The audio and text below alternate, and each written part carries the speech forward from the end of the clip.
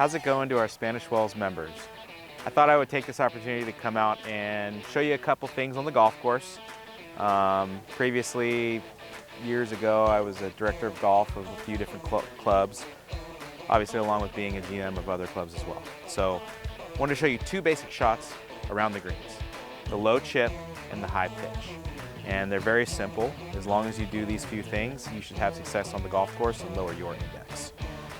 What I'd want to see on the golf course is, first off, when we're hitting chip shots around the green, we have a very narrow stance.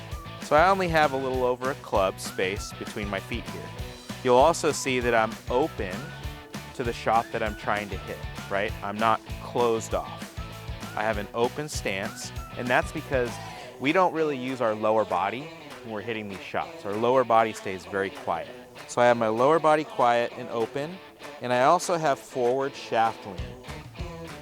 When I create this forward shaft lean, I end up with a straight line from my armpit down to the club head. Once I get into that position, when I take the shot, I'm rocking my shoulders. I am not hinging my wrists, okay? So this shot is a simple rock of the shoulder back, rock through. So again, I'm set up, back, and through. One last time with the low chip, back, and through. So a few key things that I want you to try to do when you're hitting this shot on the golf course is you want your weight very much on your left side, and I don't want you to hinge your wrists. Just feel those shoulders rock and you'll have success on the course. One last thing about that last shot, which is the low chip shot, is it's much better to have the golf ball in the back of our stance, which also promotes low shots. So here we're hitting a higher pitch shot. I want it higher. I do have a little bit of spin. It stops quicker. I might have to use this hitting over a bunker, or landing it a little softer because I'm downhill or down grain, right? All these things go into it. It's real important that when you're on the golf course, you're recognizing which shot gives you the highest percentage to hit a close shot so you can make par, right? So on this one, I have a little bit of a wider stance. So I, for this shot, maybe go double what I had before, okay? And the difference is, instead of forward shaft lean, I have either straight shaft in the air, or if we want to even get a little crazy and hit even higher, you reverse that shaft lean backwards so that the club face is way open, right? So this one, we're just going to do a basic chip. I just have it straight up and down, not forward, straight up and down, okay? And one of the best things that I always hear, whether it's on TV or on the internet or in a magazine, which hopefully we still have golf magazines out there, is we really want to try to feel like we're holding a glass of water on this club face, okay?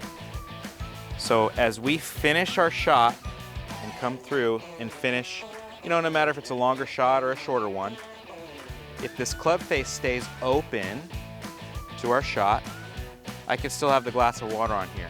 If I rotate it, I spill. So I want to keep it open.